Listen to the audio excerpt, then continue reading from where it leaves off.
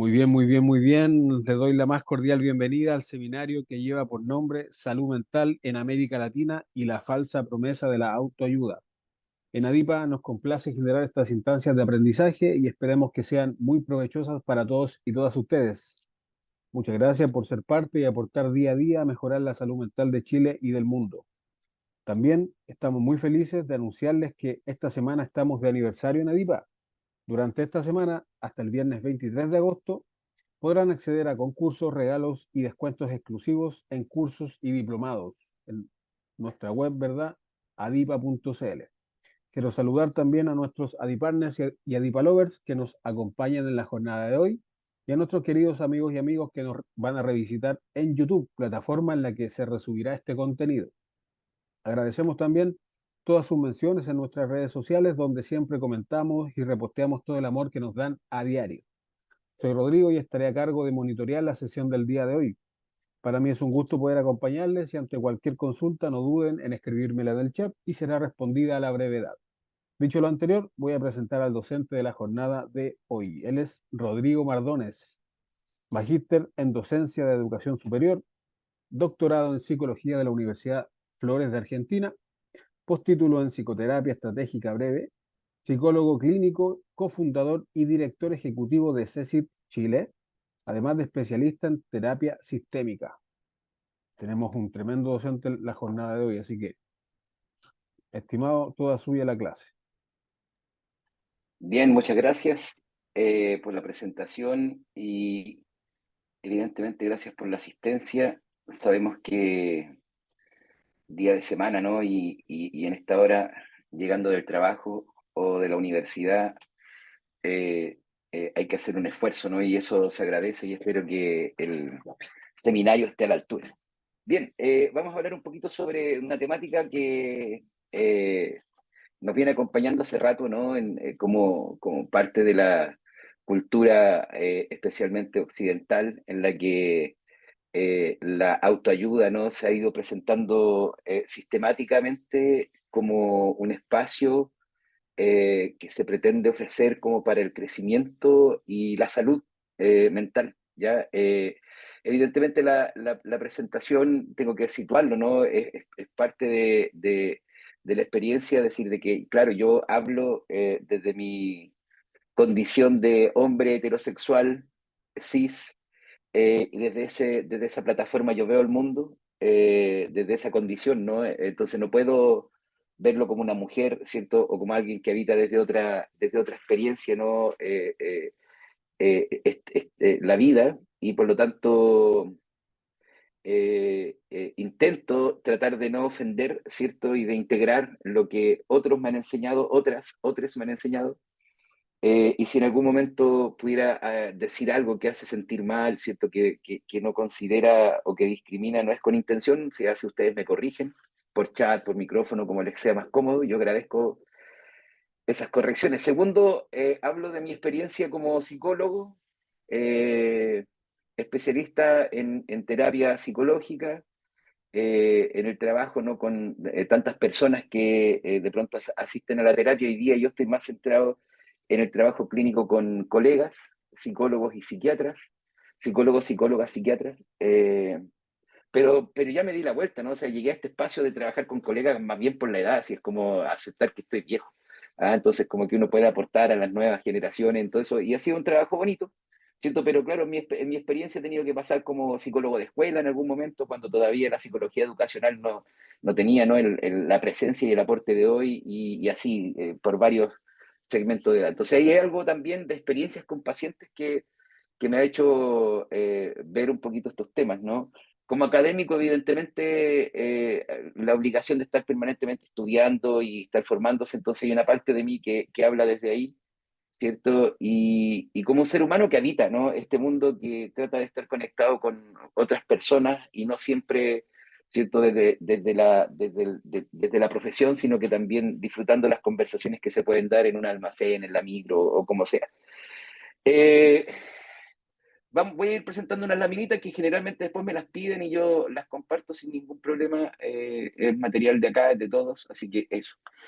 Eh, en América Latina, ¿no? Es esto. En nuestro barrio que es como una especie de feria llena de colores, llena de olores, llena de sabores, llena de, ¿cierto? Tantas cosas, y también traspasado por la pobreza, la injusticia social, ¿cierto? Y tantas temáticas que nos van hermanando, ¿no? Y en eso aprovecho de saludar a los y las colegas que asisten desde otros países al respecto de donde se transmite esto. La autoayuda tiene historia. Fíjense, si bien hay como la posibilidad de remontarla al siglo XIX, en tanto hay un texto que se publica lisa y llanamente, ¿cierto? Como un texto de autoayuda no escrito por Samuel Smiles, ¿cierto? Self-Help en 1859. En psicología ya veníamos un poquito antes tratando estos temas, ¿no? Bajo la figura de, ¿cierto? Encontrar en el fondo claves que permitan como, de alguna manera, ¿cierto? Resolver problemáticas que se están presentando en lo personal.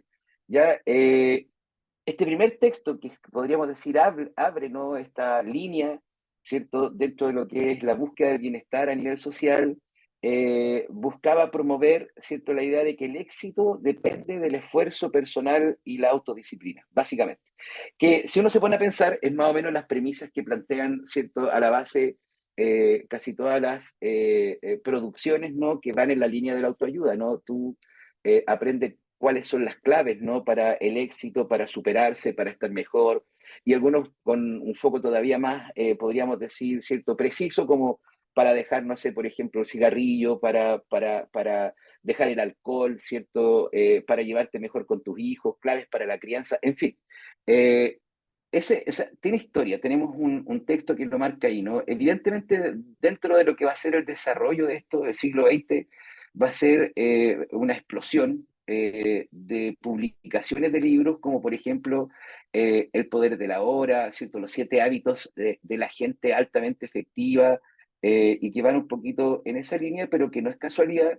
Fíjate que al mismo tiempo aparece en un momento en que la organización social, económica y política de Occidente, especialmente de Europa, ¿cierto? Y que empieza a emanar hacia América Latina, tiene que ver con el capitalismo, ¿no? Esto no tiene que ver, cuando yo lo planteo, como una pelea política partidista entre cierto comunismo y los otros, ¿no? Sino que hay que asumir que en ese momento se instala, ¿cierto? Ya de manera, podríamos decir, más global, una manera de relacionarnos a nivel social, político y entre las naciones. Y que dentro de ese elemento, ¿cierto? De lo que entendemos como la figura del capitalismo o idea, el neoliberalismo, ¿no? Va a generar lo que entendemos un rompimiento con la tradición occidental de cómo los seres humanos nos planteábamos en relación en nuestra existencia con lo social. Cuando uno hace una mirada, ¿cierto?, hacia atrás, observa cómo, por ejemplo, desde los griegos, ¿no?, hasta ese momento histórico, está siempre la gran pregunta al respecto de cómo debo ser yo en lo social, con mi comunidad, con lo local. Lean para eso, ¿cierto?, los antiguos textos, ¿no?, desde Platón en adelante, y siempre está la búsqueda, ¿no?, de cómo el ser humano se concibe a sí mismo en una relación de codependencia con la sociedad, con lo que le rodea, ¿ya? Los griegos, ¿cierto?, y los latinos de ese tiempo dirían la polis y la civita, ¿no? Es decir, cómo ser en la ciudad, cómo ser con los otros. Eh, cuando comienza, ¿no?, lo que entendemos hoy día como el capitalismo, se genera ese rompimiento. Es decir, el capitalismo va a poner la acentuación en el individuo individual privatizado, que en la relación con lo colectivo, ¿cierto?, tiene más bien un espíritu, ¿no? Podríamos decir, un principio en donde lo social se establece como una amenaza. Eso nosotros hoy día lo podemos percibir, por ejemplo, en nuestro ADN, ¿no?, en lo social, en nuestra desconfianza con el colectivo. Eh, en Chile, ¿cierto?, colegas y personas que nos acompañan desde, ¿cierto?, desde otros países, cuando fue el terremoto del 2010, mucha gente lo decía en broma, ¿no? Ese día yo conocí a mi vecino. Ah, la gente que vive en condominios decían, ese día yo conocí a mi vecino, y lo contábamos como con risa, ¿no? Como con chiste. Pero qué trágico, porque en el fondo la base nuestra, ¿no? Es como la desconfianza del otro, ¿no? Las noticias, te fijas, el discurso social dominante busca que de alguna forma, por ejemplo, la relación con lo público sea desde el desdén. Eso lo vamos a encontrar, por ejemplo, en los discursos políticos, que es importante que los psicólogos, trabajadores sociales y en general los que trabajamos con personas tengamos claridad. Por ejemplo, cuando empezamos en periodos de elecciones, vamos a ver cómo mucha gente habla con desdén de lo público, te dicen del Estado. En Chile, por ejemplo, es visible cuando te hablan de las pensiones. ¿Quiere que usted le lleven las pensiones los ineficientes del Estado, los políticos? ¿O quiere que se lo lleve una empresa privada organizada? Cuando en el fondo la corrupción no ve esos elementos, ¿te das cuenta? Eso es silenciar a cómo, por ejemplo, en Chile las empresas, grandes empresas, se organizan en torno a la sangre. Uno no va a estudiar ingeniería comercial y va a ser gerente, por ejemplo, de una de las grandes empresas en este país. O sea, eso no va a pasar. ¿Te das cuenta? Hay una idea que me interesa rescatar que tiene que ver con que yo como sujeto individual privatizado me separo de lo social porque lo social me amenaza. Prueba de esto es cuando yo empiezo a trabajar y si gano un poquito más de peso y puedo trabajar, ¿cierto?, un poquito más de dinero y puedo cambiar a mi hijo de un colegio público a uno privado, lo hago. Cuando puedo comprarme un autito para no tener que andar en la locomoción colectiva con otros, lo hago. ¿Te das cuenta? Si puedo pasar de la salud pública a la privada con un poquito más de dinero, lo hago. Entonces, entonces hay ahí un ADN, ¿cierto? Social, cultural, que coincide en gran medida, ¿no?, con todo lo que va a ser, ¿cierto?, el discurso propio de la autoayuda y que, fíjate, parte en el siglo, ¿cierto?, finales del siglo XIX, se instala en el siglo XX y hoy día podríamos decir que durante décadas, ¿cierto?, hay un auge de ciertos gurús que se han planteado, ¿cierto?, la idea de la autoayuda, impulsando el crecimiento de una industria millonaria que se caracteriza por talleres, conferencias, programas de formación. ¿Eso está mal? No, no está mal. El problema es cuando cruzan la línea divisoria entre la autoayuda y la salud, que es un problemita. Siento que de pronto cuando me preguntan, Rodrigo, pero ¿y los coaching? Ya, sí, sí está bien, el coaching puede ser coaching y trabajar en todo, ¿cierto?, lo que ellos han venido elaborando, ¿no?, como propuesta para el desarrollo y crecimiento personal. Pero la línea de la salud no la puedes cruzar. Lo vamos a explicar, ¿cierto?, un poquito más adelante. Pero ahí hay algo que observar. ¿Por qué? ¿Y qué está detrás de esto, no? Es que en general el problema que nos viene presentando para los que trabajamos en el área de la salud, ¿cierto?, es que la autoayuda y la salud mental se empiezan a encontrar o colisionan cuando, especialmente de la autoayuda, por ejemplo, se promueven soluciones simplistas para a veces problemas que son complejos en el área, ¿no? Depresión, ansiedad, ¿cierto? Y otras temáticas, ¿no?, que se empiezan a observar desde acá. Eh, ¿Qué pueden hacer que las personas busquen, ¿cierto? O eviten buscar la ayuda profesional necesaria para la problemática que están teniendo? Dentro de esto, ¿cierto?, sabemos que una gran parte, ¿no?, de lo que ha sido el desarrollo de disciplinas inescrupulosas en el área, van acentuando, por ejemplo, patrones de relación y de funcionamiento en lo social, desde el patriarcado, te das cuenta, desde el maltrato a la mujer, en fin. Entonces, estas soluciones simplistas no son solamente problemáticas en tanto, podríamos decir, ¿cierto?, normalizan o bajan el perfil de lo necesario, sino que además generan, ¿no? Tienen, podríamos decir, una apuesta eh, social, política determinada, ¿no?, y visible a ese respecto. Y que es más claro cuando uno lo mira, por ejemplo, a la manera en que van a plantear, ¿cierto?, la autoexigencia como con mensajes de autoayuda que van de alguna forma incrementando una presión social, que a la larga va generando una sensación de culpa, ¿cierto?, y de ansiedad en lugar de crecimiento. Recuerden ustedes lo que fue la experiencia de la pandemia, ¿no? La pandemia era acompañada de una gran, podríamos decir, propaganda en donde prácticamente nos obligaban a aprender una habilidad. ¿Qué vas a hacer con ese tiempo encerrado, no? Aprende, ¿cierto?, alguna habilidad artística, ¿no? Lee más, ¿cierto? Estudia más. De alguna manera, autoexplótate. porque es tiempo que puedes ocupar y que uno podría decir, también podría haber sido para el ocio. ¿Por qué no permitirme sentirme mal? Eh, no es, ¿Por qué no permitirme conectar también con aquellas emociones en ese momento que iban, ¿cierto?, desde la duda, ¿cierto?, desde la incertidumbre respecto de lo que está pasando, o el simple disfrute del tiempo que había que tener en familia, estando encerrado, ¿cierto?, mientras ocurrían las cosas que ocurrían en el ámbito de la salud con el COVID. Es riesgoso en tanto además, fíjate, es muy accesible, ¿no? Es decir, hay mucha literatura de autoayuda, talleres de autoayuda, podcasts, videos, ¿no? Que uno puede de alguna forma acceder, ¿cierto? Lo que permite que haya una amplia gama de personas, ¿cierto? Sin importar su nivel social, educativo, económico, que podían acceder a este material.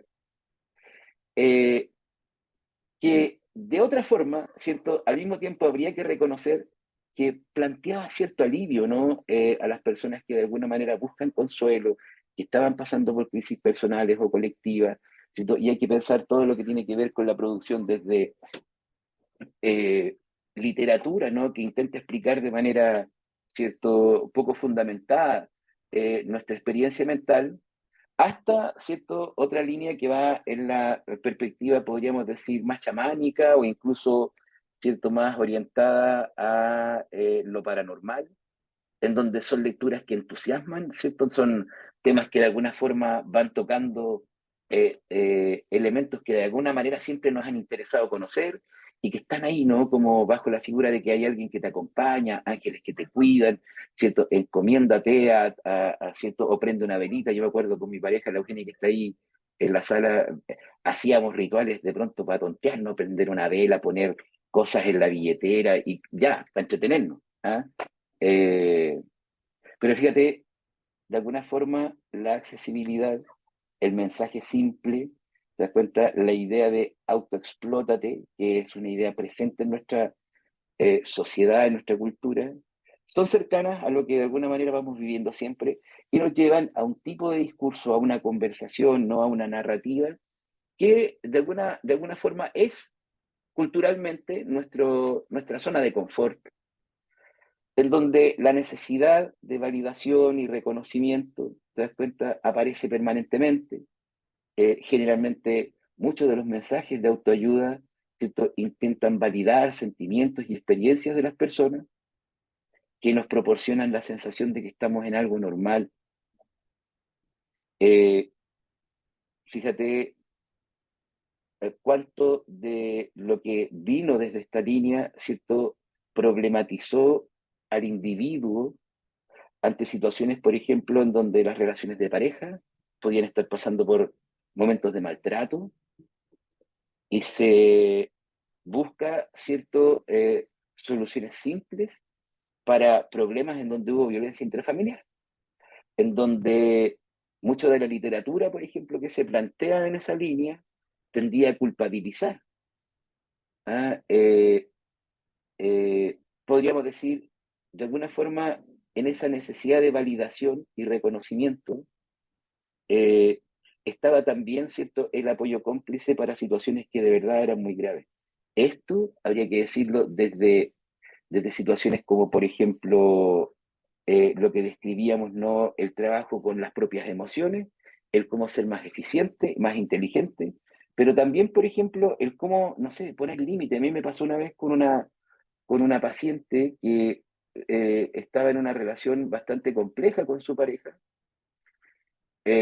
Tenían cierto recuerdo, más de dos hijos, tres, cuatro niños, no me acuerdo el número exacto, y su pareja llega un día, ¿cierto? Toma sus cosas eh, y se va de la casa. Y la explicación es, estoy en un curso en donde estamos promoviendo el bienestar personal, estoy en un curso en donde se me está enseñando a poner límites y a tener que reconocer, ¿cierto?, cómo me muevo desde la obligación eh, y eso tiene que parar. Y esto significa que yo, ¿cierto?, voy a dejar la familia porque hasta acá ha sido, ¿cierto?, uno de los focos de mayor malestar que yo he venido viviendo en este último tiempo. Y agarró sus cosas y se fue. Entonces, fíjate, estos elementos, ¿no?, que uno puede observar, lamentablemente, colindan con otras problemáticas que tenemos, ¿no? Lo difícil que es, por ejemplo, o lo poco accesible para cierto estrato de la población en Latinoamérica, que resulta el acceso a buenos profesionales de salud mental. Por ejemplo, en Chile, ¿cierto? Con la búsqueda de mejorar, ¿cierto? Y evitar la corrupción, situaciones que muchas veces, ¿cierto? Los mismos profesionales hemos terminado provocando, el acceso, ¿no? La inscripción de profesionales de salud mental en el sistema de salud público se complejizó, lo que hace que, ¿cierto? Tengamos una presencia sospechosamente alta de profesionales que no trabajan por salud pública y que hace inaccesible para una gran parte de la población la llegada a un buen tratamiento en salud mental. Pensemos hoy día, no sé cómo será, ustedes me contarán ahí en el chat, en, en, en, en, en otros países de Latinoamérica, pero en Chile acceder a un psiquiatra está en dólares más o menos, ¿cierto? Entre los 70 y 100 dólares la consulta. Esos son precios carísimos, ¿te das cuenta? En donde lamentablemente, ¿cierto? Esta falta de acceso hace que muchas personas, al enfrentar estas barreras en el servicio de salud mental, ¿cierto? Encuentren en la autoayuda, ¿cierto? Una alternativa viable para poder conectar, ¿cierto? Con sus problemas desde el deseo de solucionarlo, ¿no? Evidentemente, ¿cierto? Gran parte de lo que es el trabajo, ¿no? Gran parte de lo que ha sido la autoayuda ha venido desde un enfoque de pensamiento positivo, ¿cierto? La mentalidad de pensar positivo, de conectar, ¿cierto? Piensen ustedes todo lo que nosotros como psicólogos vamos de alguna manera promoviendo. Recuerden, se viene 10 de octubre, Día Internacional de la Salud Mental. Recuerden y vean sus redes sociales y lo que van a encontrar van a ser tips para estar mejor. Y todos esos tips para estar mejor tienen que ver, ¿cierto?, con la autogestión personal, ¿cierto?, subjetiva, ¿cierto? Dedícate un tiempo para salir a caminar, sal a visitar a las personas que te quieren, ¿cierto? Reconoce tus emociones, ¿cierto? Aliméntate sano, duerme temprano. Tips que cuando uno los mira, dice, ¿cuánto de esto se diferencia de todos estos mensajes simplistas de autoayuda? ¿Te das cuenta? No hay textos de autoayuda, pero ojo, a nosotros nos cuesta que te digan, si no estás bien a razón de tu trabajo, sindicalízate. Ay, no, qué sucio, eso es comunista. Si no estás bien, ¿cierto? En tu trabajo hay una oficina, como lo debe haber en México, Perú, Ecuador, ¿cierto? Colegas que están aquí presentes, que se preocupa de que las relaciones laborales estén en el marco de la justicia. Si no estás bien en la universidad, integra el centro de alumnos. No aparecen esas cosas. ¿Te das cuenta? El problema es que nosotros, psicólogos y psicólogas, nos parece, ¿cierto?, muchas veces también una estrategia, ¿no?, sospechosa, política, ¿cierto? Y por lo tanto preferimos trabajar en cómo esa persona afronta esas experiencias, ¿no?, de maltrato en lo laboral, en lo familiar, en lo escolar, en la universidad, en términos subjetivos, cuando tenemos problemas objetivos sobre los cuales hay que hacer algo. Eh, Esa mentalidad de el pensar en positivo, ¿cierto? Es importante. Tenemos corrientes dentro de la psicología, ¿cierto? Psicología positiva, que viene de la cognitiva conductual, de tercera generación, que hacen un trabajo basado en la evidencia científica y que en el pensar positivo, ¿cierto? Están planteando en el fondo formas de abordar en un marco sistemático, ordenado, ¿cierto?, de salud, cómo poder, ¿cierto?, avanzar en una problemática y no solo mensajes, ¿no?, que uno podría encontrar en una galletita china después de ir al restaurante chino preferido, ¿no? Ahí.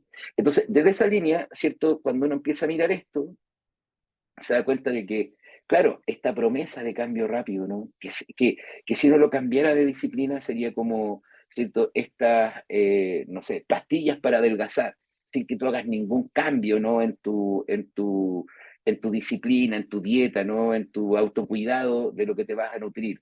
que aparecen, ¿cierto?, bajo la idea de que vas a desarrollar cierta habilidad, ¿cierto?, con este truco, ¿no? En fin, eh, vamos encontrando que se van ofreciendo soluciones rápidas para problemas que muchas veces resultan más complejos, lo que hace que sea atractivo para las personas, ¿cierto?, poder iniciar a maniobras de este tipo.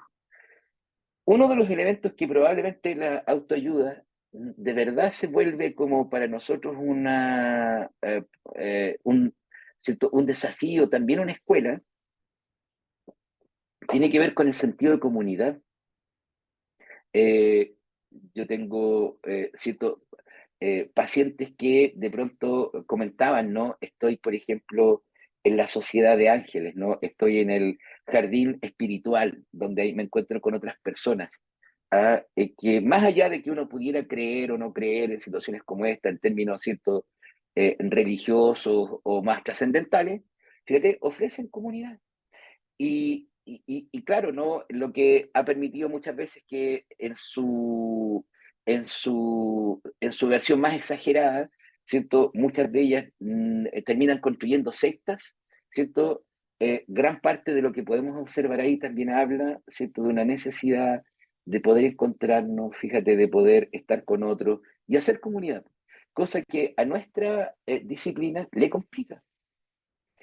Puedo hablar por Chile, porque en otras experiencias que conocí o no en otros países latinoamericanos, sí hay una propuesta un poco más articulada, pero fíjate, en Chile nos cuesta mucho, nuestro país es como el laboratorio, ¿no?, del neoliberalismo, la terapia grupal, por ejemplo, es como algo raro, ¿no? Es como, ya, ¿cuántos especialistas en terapia de grupos, por ejemplo, o terapia grupal conocemos en Chile? Poquito, ¿ya? Pero sin ir más lejos, ¿para qué ir a algo tan extraño? En Chile también son poquitos los terapeutas familiares. En Chile somos especialistas en el trabajo individual. De muchos colegas que ofrece terapia de parejas, ¿te das cuenta? No han sido formados para trabajar en terapia de pareja y muchas veces abordan la terapia de pareja como si fueran dos pacientes individuales. Entonces, de alguna forma, si hay algo que nos llama la atención y si hay algo que nos debiera,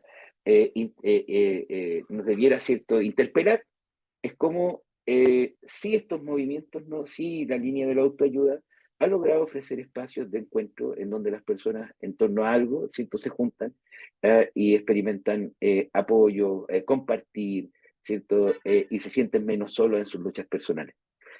Lo complejo de esto, ¿cierto?, es que cuando se cruza para la línea de la salud, ¿cierto?, es que se crea confusión, ¿ya? Eh, Se crea confusión porque se ofrecen servicios, ¿cierto?, que te plantean como si fueran de salud, ¿cierto?, pero que no tienen fundamento científico. Eh, y aunque ahí, ¿cierto?, pudiera haber una línea donde uno podría cuestionar y decir, a ver, pero tampoco será, ¿cierto?, una especie de cientificismo, ¿no?, de optimismo demasiado, podríamos decir, ¿cierto?, inocente al respecto de creer que solo lo que tiene una validación científica es lo que debe contar. Bueno, en salud sí, es una línea divisoria.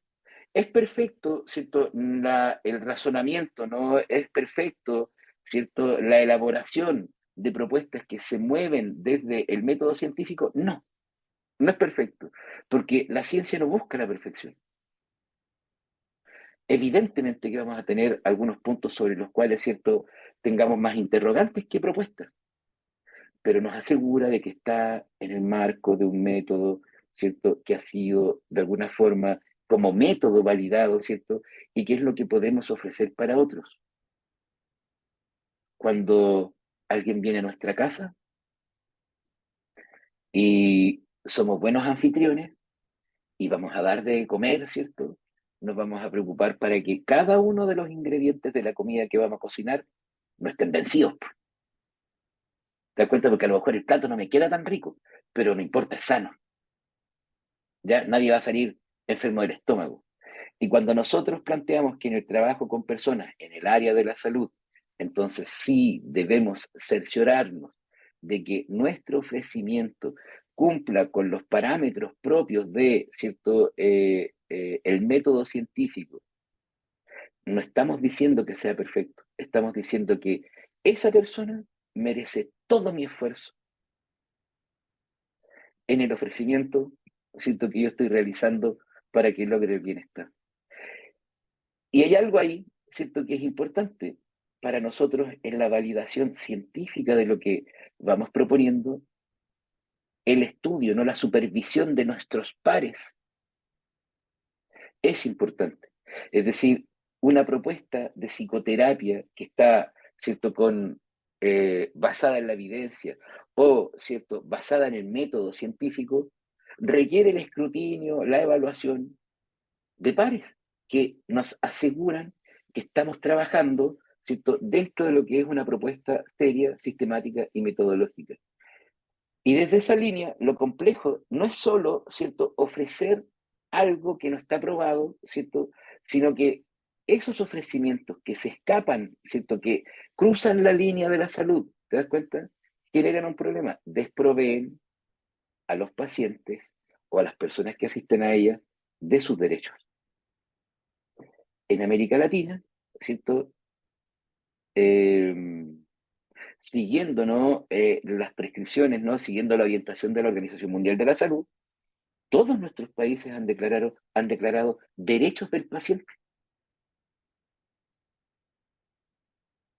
Derechos del paciente cuando un paciente o cuando una persona viene a mí o viene a cualquiera de ustedes, ¿cierto?, a pedir terapia psicológica, en el encuadre, cuando nosotros, ¿cierto?, hacemos lo que se describe, ¿no?, en términos más coloquiales como en el rayado de cancha, ¿cierto?, en ese momento en donde nosotros decimos, ¿cierto?, bueno, la terapia consiste en, ¿cierto?, la confidencialidad, entonces en ese momento se activaron los derechos del paciente al respecto de la interacción que tengan con nosotros en espacios de salud pública, es decir, en instituciones como hospital, alguna cierto centro de salud, ¿no?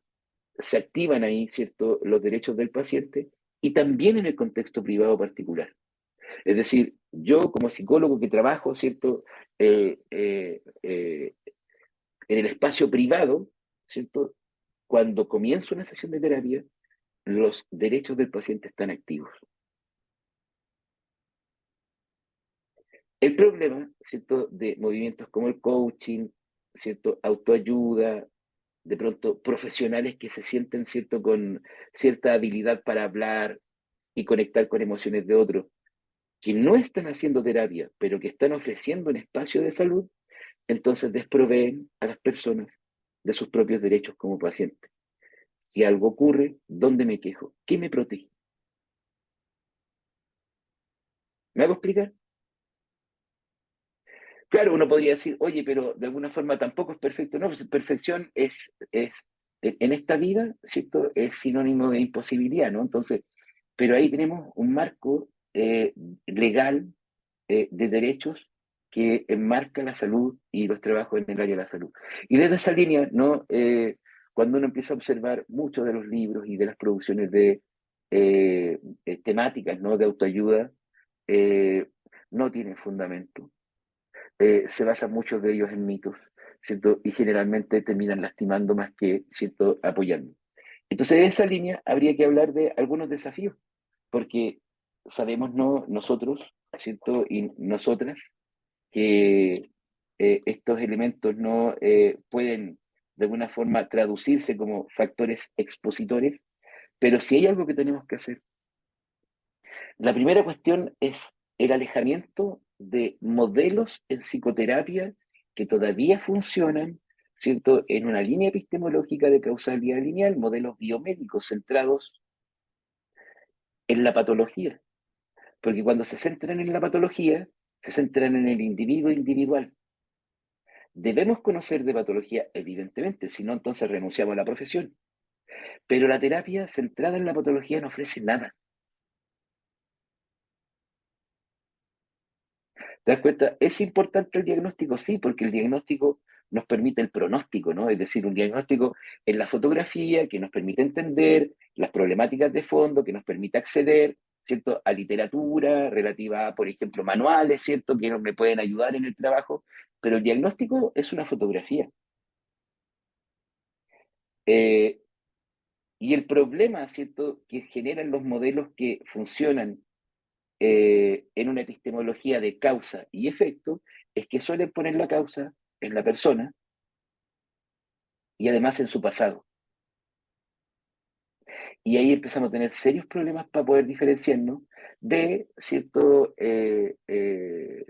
propuestas de autoayuda, ¿no? Sanar el niño herido. Ya tienes 50 años. Vamos centrando la conversación en otro punto, ¿no? Ese niño ya está en otro lugar, ¿no? Eh, Constelaciones familiares, fíjate, cuidado.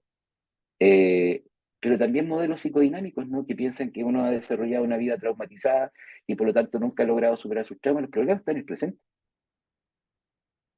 Y por eso es que eh, hay que alejarse, hay que sospechar de los modelos de terapia que no contemplan las variables sociales, porque tienen una explicación. Respondían a un momento epistemológico en donde el funcionamiento científico era de laboratorio y ellos pensaban que el lugar donde uno atendía a personas, ¿cierto? Nuestro box de atención o nuestra oficinita de atención o ahora, ¿cierto?, nuestra pantalla, era una especie de laboratorio. Y mi paciente era una especie de muestreo, ¿no? En el cual yo, por ejemplo, no podía expresar alguna emoción al respecto de lo que me están contando, hacer un reflejo empático. Ah, pon cara de póker. Vístete los lunes de manera igual, los martes de otras formas, pero siempre sé constante porque no es que el paciente cuando venga con tu ropa se distraiga. ¿Te das cuenta? Ten cuidado con esto porque puedes alterar la muestra, porque ese era un razonamiento propio de ese momento que entendía estas situaciones, ¿cierto?, como en el laboratorio. Pero eso ya pasó, eso ya fue, ya entre medio estuvo Gregory Bateson, estuvo Václavic, estuvo toda la gente que estudia la comunicación y la interacción entre personas y nos dimos cuenta que es imposible no influenciar a otro. Nuestra presencia es de influencia, porque las influencias es donde se generaron los problemas. ¿Te das cuenta? Es en las interacciones en donde aparece nuestra malestar. No podemos no influenciar. Seguir pensando así, ¿te das cuenta? Seguir creyéndonos como doctores o doctoras de la mente es un camino errado. Super, Superables por la inteligencia artificial pronto. Porque claro, ahora te das cuenta de las aplicaciones, basta que tú le digas cómo te sientes, cosas por el estilo, te va a lanzar un diagnóstico y te va a lanzar preguntas, te das cuenta que te pueden ayudar a elaborar, ya vale, pero hasta ahí en un funcionamiento lineal. La inteligencia artificial no logra entender todavía saltos lógicos. Te das cuenta, conversaciones más de línea metafórica. Para poder ingresar a eso, tienes que haber pasado por, ¿cierto?, ir caminando por la calle y de pronto ver, ¿cierto?, no sé, una flor saliendo del pavimento, loco, ¿qué es eso? Y que de pronto en la conversación con esa persona que está sufriendo y que ha logrado de alguna forma salir adelante, en tu conversación aparece, ¿no? Como esa flor que en la rotura del pavimento, en la acera, aparece. Me hace pensar en ti. Eso no está en ninguna parte, en ninguno de los modelos de trabajo que se centran en este tipo. ¿Te das cuenta? Por lo que un trabajo importante para nosotros, no para pelear contra la autoayuda, ¿te das cuenta? Sino que para ofrecer un espacio de terapia, es que nuestro desafío tiene que ver con, primero, actualizar, ¿ya? Es decir, podríamos hacer, ¿cierto?, una gran crítica, ¿no?, especialmente a la academia, que de alguna forma, ¿cierto?, aún sigue enseñando a los futuros psicólogas y psicólogas, ¿cierto? Y me imagino, ¿no?, en trabajo social y en otras disciplinas más, unidades temáticas de la psicología que están superadas. El tiempo que se gasta en psicoanálisis, el tiempo en que se gasta en teorías de la personalidad, por ejemplo, de verdad que es tiempo perdido. Eh, Actualizar y humanizar la academia acercándola a los desafíos actuales. Me toca de pronto, por ejemplo, recibir estudiantes en práctica que me dicen, pero profesor, sabe que tengo un problema porque resulta que en la práctica, mi tutor de práctica académico me dice de que si yo dije que me gustaba el modelo sistémico de terapia, entonces yo no puedo usar ninguna técnica cognitiva conductual, ninguna, solo sistémica. No existe eso en la realidad. Si hay estudiantes en práctica aquí, lo siento, no existe. Uno no funciona con un solo modelo así, ¿no? Así de radical, purista y ortodoxo. Es que si yo trabajo en el modelo, ¿cierto? De terapia cognitiva conductual, no puedo aplicar otra técnica, pero ningún cognitivo conductual aplica el manual de alguna de las técnicas que es un gran aporte, ¿no? De la psicología cognitiva conductual.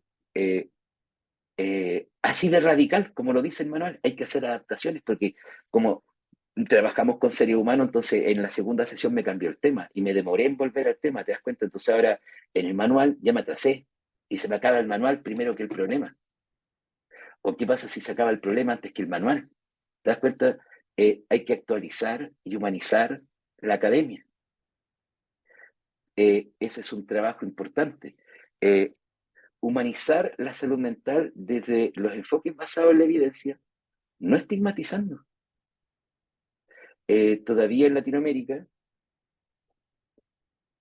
decir que uno va al psicólogo de alguna forma obliga a asumir que uno no pudo, que requeriste ayuda, ¿cierto? Traer a la caballería, ¿cierto? Para poder de alguna forma salir de este problema, ¿no?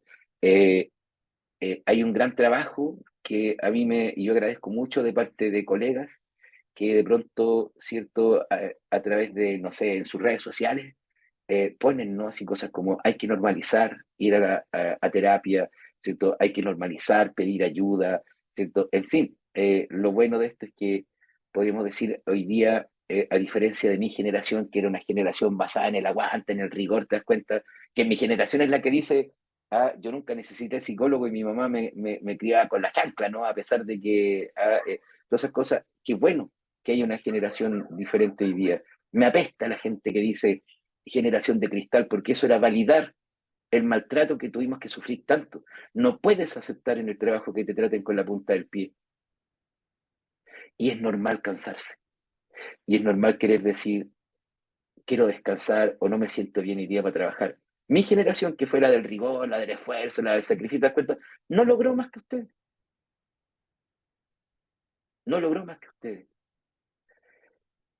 Hay que acercar a la población a servicios de salud mental, acercándonos nosotros a la población.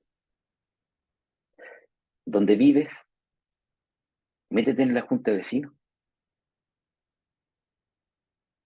Además de que muchas veces hay fondos para poder, ¿cierto?, mejorar la vecindad, ¿cierto?, en la medida en que nosotros ocupamos el espacio público. Otras problemáticas se alejan, como por ejemplo la narcocultura, te das cuenta de la delincuencia, porque ven la gente en la calle, porque hay convivencia. Hay que hacer parte de eso, porque mejorar tu barrio o el lugar donde te vives, donde tú vives, te das cuenta, ayuda a la experiencia de bienestar y salud mental.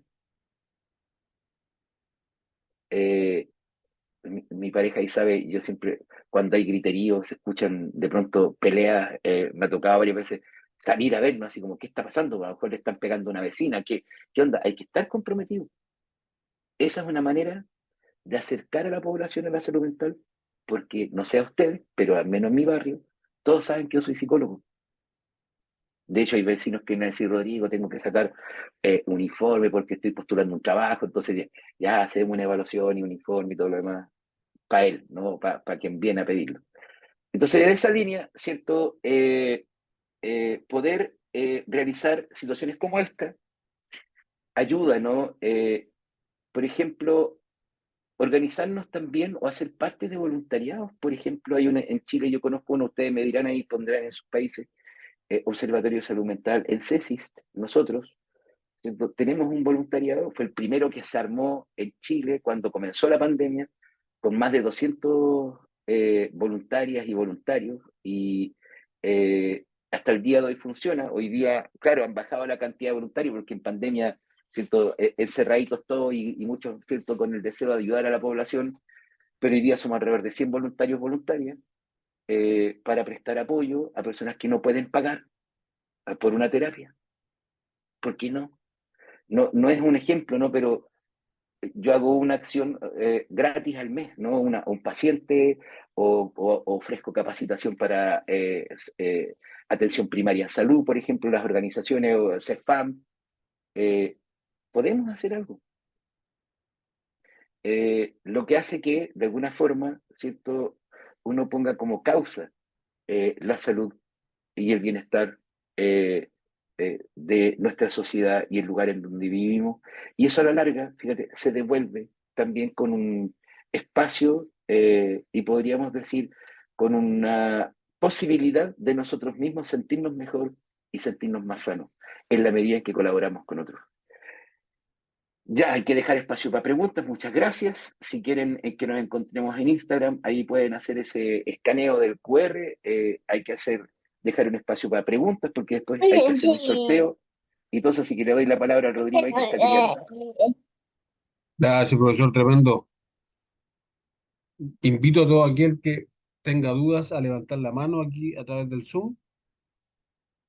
Mientras yo voy compartiendo, voy a dejar un par de segundos más para que lo puedan seguir por Instagram, para compartir la información del curso, del diplomado, bien digo. Tengo por aquí a José Miguel, que levantó la mano. Vamos, José Miguel. Hola, buenas noches. Gracias al profesor por su reflexión, por su enfoque que nos está explicando. Me parece súper interesante la relación que hace con respecto al contexto social en Chile y cómo esto está relacionado también con los enfoques que se trabajan y cómo también se va hacia el individualismo. Yo trabajo en el sistema de protección en un programa de prevención y tratamiento de consumo de droga en adolescentes. Y esto se aborda siempre como un problema de salud mental también. Eh, claro, es súper complejo poner hacer esa diferenciación finalmente, que es lo que propone usted, profesor, sobre qué es lo que sería autoayuda o estaría fuera de lo que es basado en evidencia, ¿cierto? Y lo que ofrece el sistema público de salud. Yo creo que ahí está la gran problemática. Está bien, hay que apuntar, ¿cierto?, a esta idea simplista que ofrece la autoayuda, pero también yo apuntaría hacia el sistema público de salud y al sistema de salud en general, que donde tampoco están esos límites muy claros, es decir, tenemos mucha iatrogenia también en el sistema público, con largas listas de espera, falta de camas psiquiátricas, falta de profesionales, ¿cierto? Todo ese tipo de cosas que finalmente también causan harto daño. Lo cual también me lleva a pensar que, a pesar de que existan enfoques basados en la evidencia, eso no asegura que la práctica del profesional esté efectivamente apegada al enfoque, cosa que también me toca ver muy a menudo con los chicos con los que trabajo y que relatan sus experiencias en el sistema de salud mental. Eh, por ahí quizás mi pregunta va en cómo conciliar este paradigma que él propone, ¿cierto?, de enfoques basados en la evidencia, si no podemos controlar, ¿cierto?, la práctica misma del profesional. Yo sé que un camino es la formación primaria de los profesionales de la salud mental, pero luego también en la práctica eso se sale de control, digamos, entendiendo que existe este contexto social, ¿cierto?, privatizador, ¿cierto?, neoliberal y todo lo que usted ya nos explicó. Gracias.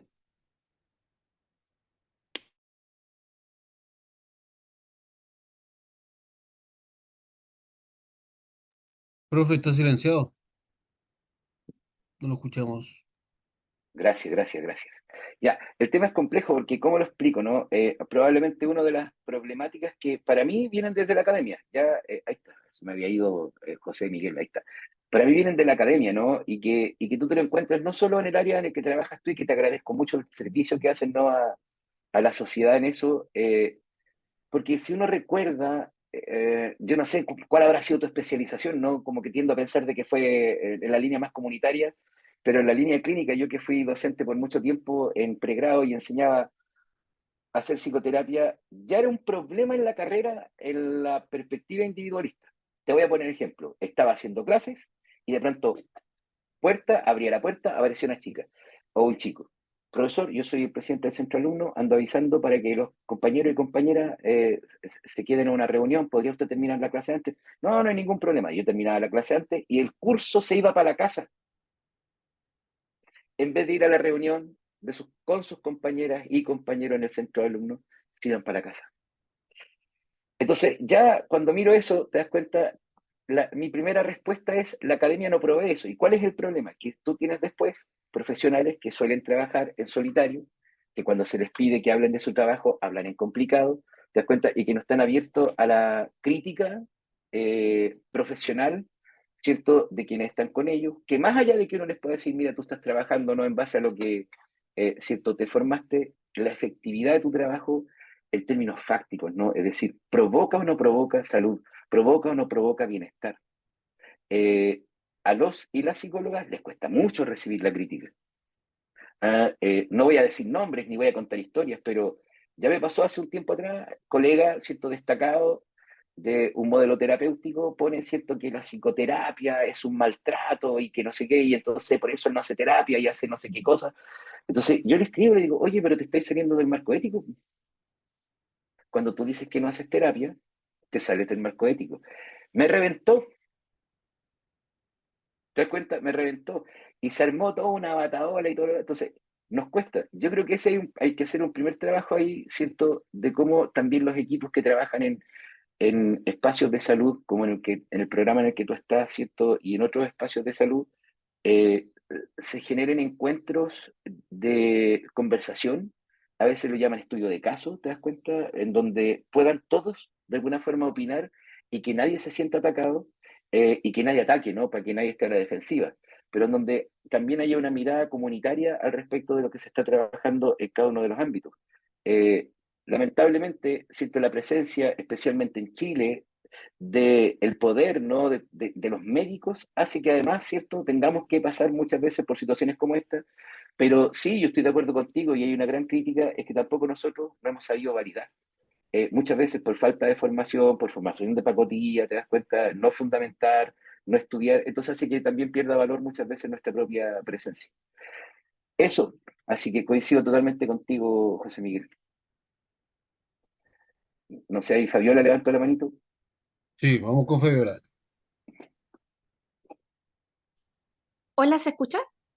Sí, Hola, bueno, súper contenta de recibir esta información. Y bueno, ahí justo estaba hablando yo también con un compañerito que a mí me hace mucho ruido, profe, todo esto que usted habla con respecto a todos los temas de autoayuda y que hoy en día están tomando un protagonismo impresionante en redes, desde que constelaciones, de viajes astrales, y todos con la promesa de sanar trauma, de sanar situaciones actuales, pasadas, etcétera. Entonces ahí se me genera un poco un caos porque digo, pero esto está tomando un auge, pero tan grande, yo no sé, o veo siempre en redes sociales una cantidad de ofrecimientos de este tipo.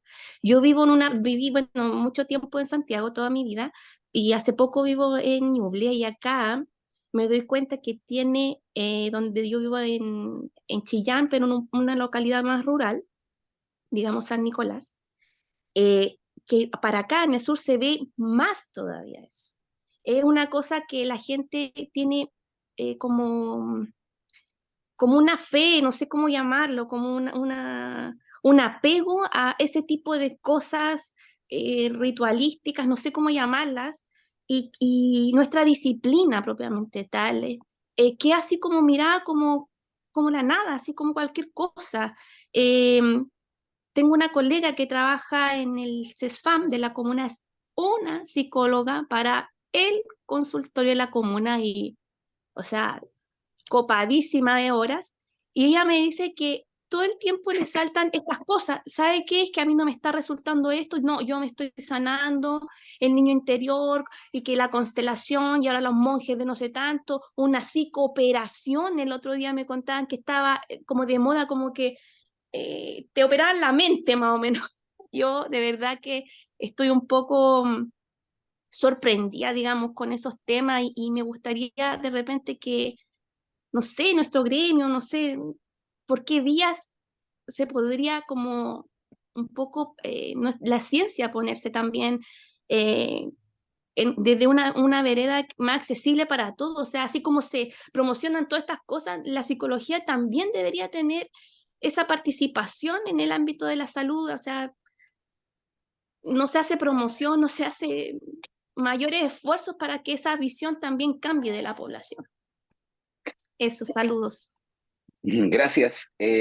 A ver, se me venía a la mente lo siguiente, ¿no? Es como, fíjate, lo humano es patrimonio de lo humano, ¿ya? Es decir, eh, al respecto, ¿cierto?, de nuestras experiencias en lo cotidiano, ¿cierto? Eh, no somos la única, tal vez ni siquiera la mejor disciplina para referirnos a lo humano. ¿Te das cuenta? O sea, de pronto habían dicho, ¿es necesaria la terapia psicológica? No, no es necesaria. La humanidad ha resuelto sus problemas, te das cuenta, desde que hablamos, ¿no? Desde que nos paramos en dos patas, empezamos a caminar y todo eso. Claro, con registros como cierto creencias y una serie de cosas. Y ahí están y conviven con nosotros.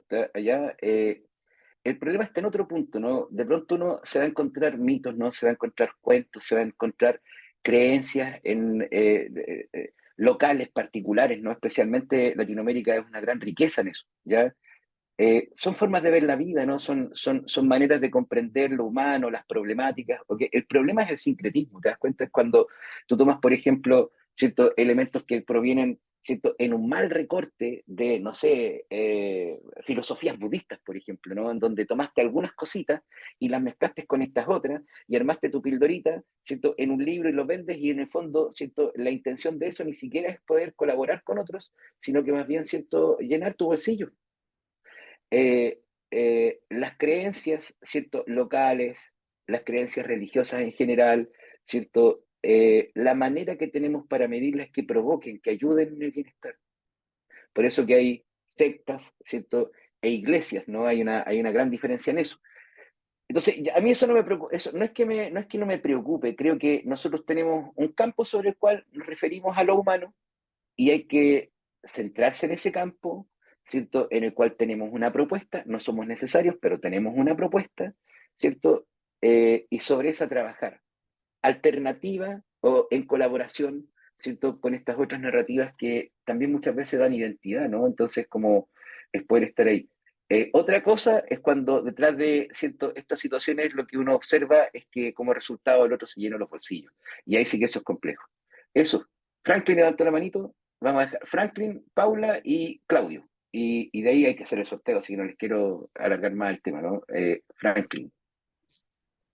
Hola, sí, buenas noches a todos. Ujú, Mire, yo no trabajo en el área clínica. ujú, Yo estoy en el área penal hace muchos, muchos ujú, años, más o menos 20. ujú. Eh, lo 20 que años y sí un nos día. pasa, 20 años y un día, claro. No, ya estoy cerca de los 20 aproximadamente. Ah, ya. Pero, por ejemplo, se nos topa mucho que los temas de criminalidad y de reinserción están cruzados con el ámbito de la salud mental. Mm, Es una conexión casi directa. Adicciones, problemas de salud mental, si bien no son la causa de la conducta delictiva, se vinculan muy fuertemente. Y nos pasa en general que necesitamos derivar a nuestras personas a atención clínica, psicológica clínica, y tú le derivas, uno le puede ir mostrando, mire, usted necesita esto, por favor, busque ayuda en alguna parte, pero no hay dónde. Los servicios están colapsados, no te dan ujú, espacio. Entonces, si un usuario mío tiene una depresión parida, ¿cómo puedo hacerlo que adhiera a un tratamiento de reinserción social, a un ujú, tratamiento ujú, criminológico? No ujú, puedo porque está descompensado completamente. ujú, Entonces, tú ves la oferta, al menos aquí en Puerto Montt, la oferta de profesionales y psicólogos es muy amplia, hay muchísimos, ujú, ujú, pero no hay contrataciones. mm, El Estado no contrata, los servicios de salud no contrata gente y tenemos una cola de personas impresionante esperando atención. mm, Entonces, yo creo que más que una pregunta es una catarsis, porque mm.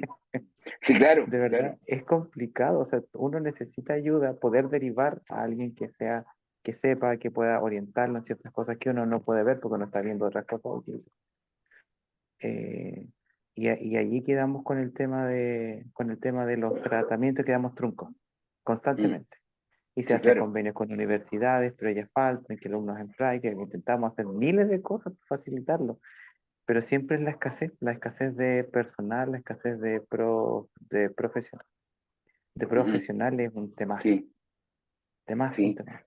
sí. Pero fíjate, en eso, Franklin, vuelvo al mismo punto, ¿no? Porque la manera en que pensamos la psicología como una herramienta, ¿no? Como una propuesta para la salud mental, es en el formato individual y no se alcanza. Pero, por ejemplo, hablar de terapia grupal, ¿te das cuenta? Entonces aparece, ¿no? La línea más biomédica, diciéndote, "Ah, pero eso no es Sí, mira, chacota". Cuando sí, los registro, claro, ujú, yo quería mencionarte algo. Nosotros trabajamos con un modelo donde el interventor es un modelo prosocial. O sea, tú cumples el ujú, rol de modelaje prosocial con el usuario.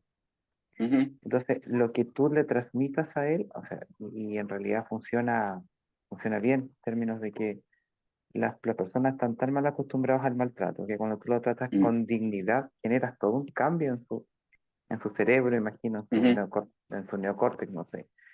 Pero van habiendo cambios en eso, porque estás pensado como modelaje prosocial para esa persona que no es prosocial, o que mm, no es prosocial mm, en algún aspecto. mm, Y claro, uno hace sí, todo eso, tenemos trabajo de grupo, o habían antes, porque ahora también nos vamos quedando con poco personal, pero la necesidad de ese apoyo y más coordinado es brutal, mm, es brutal. sí.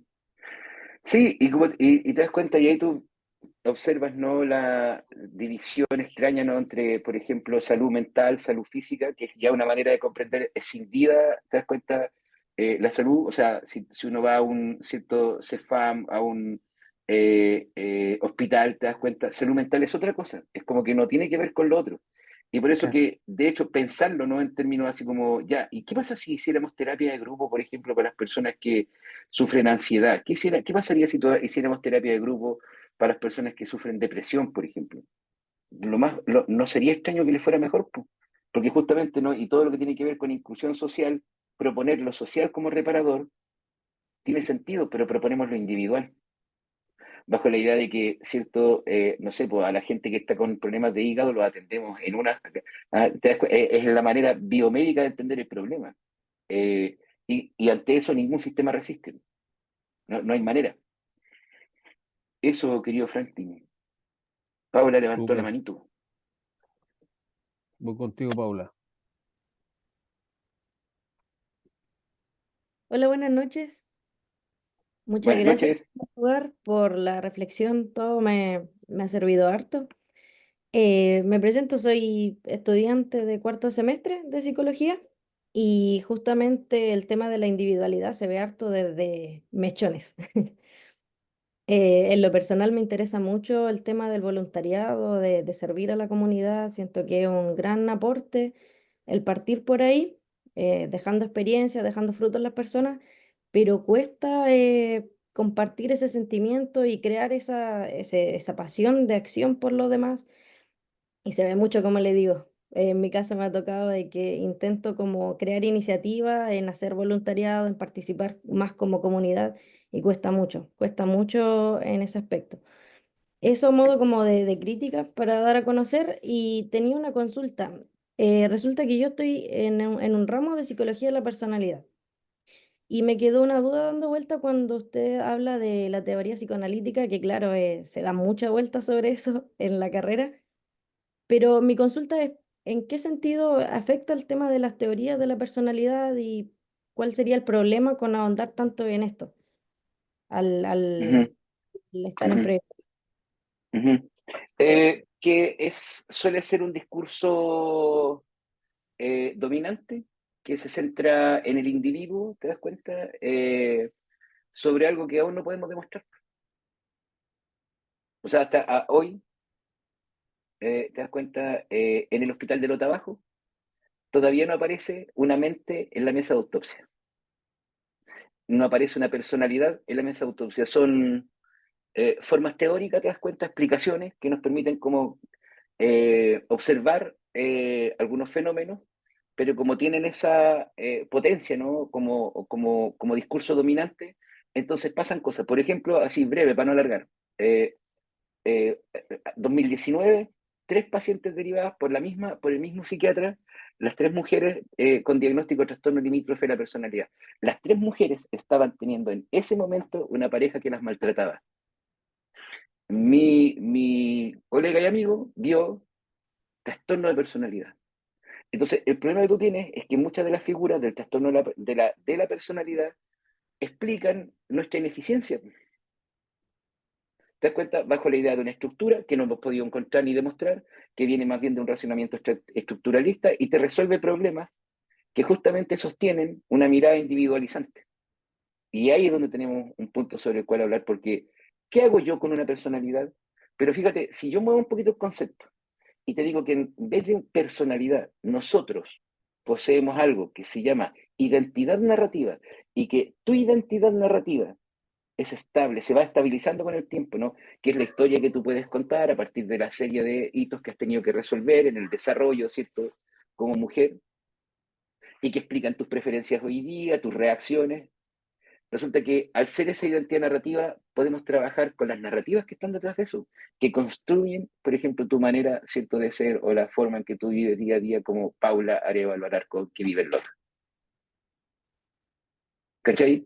Entonces, bajo esa figura, el problema no tiene que ver con que no se aprenda sí o no psicología de la personalidad. El problema es la cantidad de tiempo que se ocupa y que luego como discurso en la práctica clínica, si no estás, ¿cierto? Por ejemplo, trabajando en un hospital, que es donde están los médicos y los discursos biomédicos, no te encontráis de esas cosas. Y es raro. ¿Te das cuenta? Entonces, más bien uno se lo explica como efecto de sesgo, ¿no? En donde las cosas son como yo las quiero ver. Y ese es un problema, que no se cuestionan esos elementos. Son, te das cuenta, dogmas propios de nuestra disciplina que se cree tan distante, ¿no?, de las creencias y de la religión. Funcionamos con una serie de dogmas incuestionables. Ya, ahí está. Eso. Y Claudio levantó la manito y nos vamos con el sorteo. Buenas noches, muchas gracias por el seminario, por la oportunidad de participar también.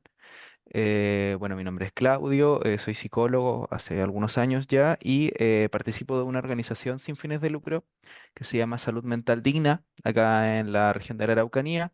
Nosotros trabajamos a propósito de las vulneraciones de derechos en contexto de unidades psiquiátricas de atención pública.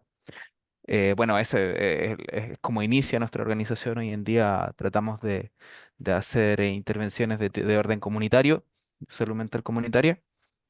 Y, y al igual que Franklin, me pasa que traté de escribir la pregunta y se parece mucho a una catarsis. eh, o también siento que son preguntas muy difíciles de responder a propósito de los desafíos con los que nos enfrentamos con nuestra organización.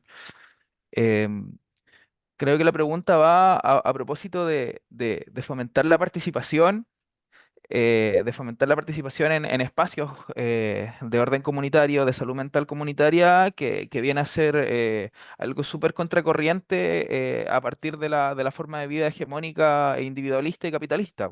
eh, y que además nos enfrentamos al desafío de que los gestores comunitarios como nosotros nos vemos también como en una situación eh,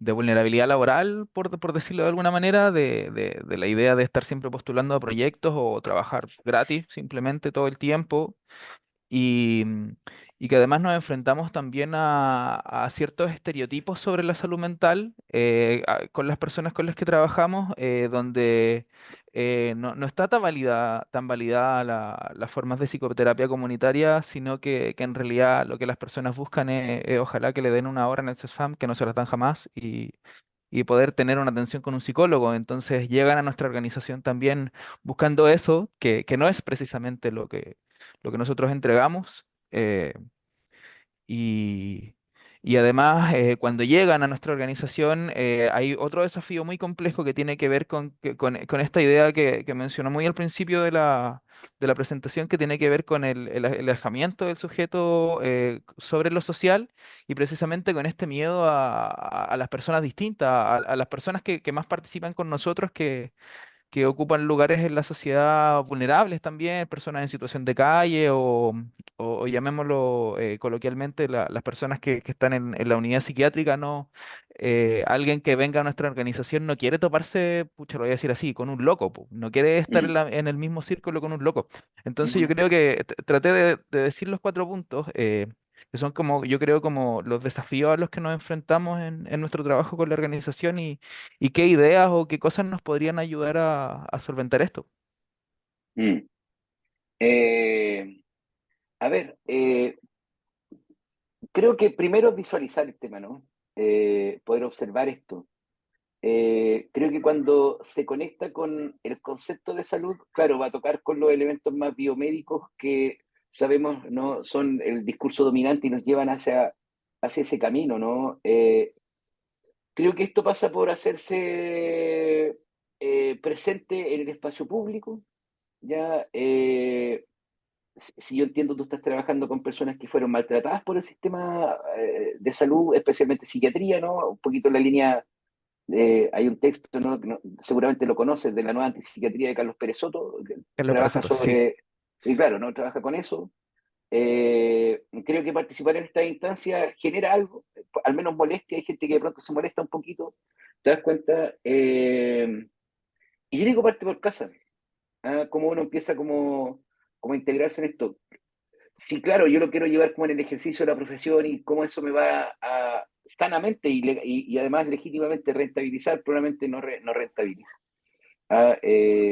Obliga de alguna forma, como dicen cierto, los criollos de nuestro país, entrar con la de ellos para salir con la de uno. Creo que si uno va con esta propuesta delante, lo que va a pasar es que rebota. ¿Ya? Y claro, es importante y rebota y se mantiene como una propuesta alternativa o incluso como una narrativa, ¿cierto?, desafiante para el sistema, ¿cierto?, que se ha instalado cómodamente. Estratégicamente hablando, yo creo que es mejor entrar con la de ellos y desde adentro estar en este tema. De pronto a mí, por ejemplo, colegas me dicen, ya, pero por ejemplo, no sé, enseñando terapia, ¿no? Pero es que uno en salud pública y en salud primaria no puede hacer la terapia como usted está pensando. Ya vale, porque ese no es un problema de la terapia, ese es un problema administrativo, eso se resuelve integrándote en el gremio de salud, te das cuenta, primaria, ¿no? Se gana estando en las reuniones, se gana, ¿cierto?, proponiendo los temas de discusión donde tienen que ponerse. Entonces, en ese sentido, creo que lo que hay que hacer es integrar el sistema. Si uno quisiera hablar de en algún momento, ¿cierto?, colaborar, girar un poquito, cambiar. Desde afuera yo creo que uno rebota, porque efectivamente, te das cuenta, uno choca ahí con un bastión de poder importante. O sea, Claro. el poder del médico, te das cuenta, incuestionable que como médico te puede decir que estás haciendo un mal trabajo a pesar de que no entienda nada de psicoterapia, pero también de los colegas que postulan, ¿no?, las mismas propuestas, ¿no?, y que están muy seguros de su lugar. Entonces eso es lo que se me ocurre a mí un poquito. Claro, claro, como lo que dice Domingo Azul, Ujú, desde el sistema y en contra del sistema. exacto. Sí, y la ciudad se toma desde adentro. Mm. Eso no hay que olvidarse de Buenísimo. esa Es estrategia un buen punto. medieval, ¿no? Es como ya. Ahí les dejo Muchas gracias. el Instagram de Cesis Chile, donde además pueden encontrar información del voluntariado si les interesa. Se los dejé ahí en el chat. Y ya le dejo la palabra a Rodrigo, que va a hacer el sorteo. Yo me tengo que despedir porque tengo que hacer labores de papá, así que los dejo ahí con Rodrigo, soporte de Adipa. Así que eso. Abrazos y nos veremos en una próxima conversa. Espero que estén muy bien y que alguien, ¿cierto?, se gane la beca. Que les vaya bien. Chao, chao. Tremendo, profesor, muchas gracias. Ahí como agradecen y aplauden virtualmente la tremenda ponencia, los tips, consejos, genial, genial, y el tiempo y la voluntad, ¿verdad?, de responder las consultas.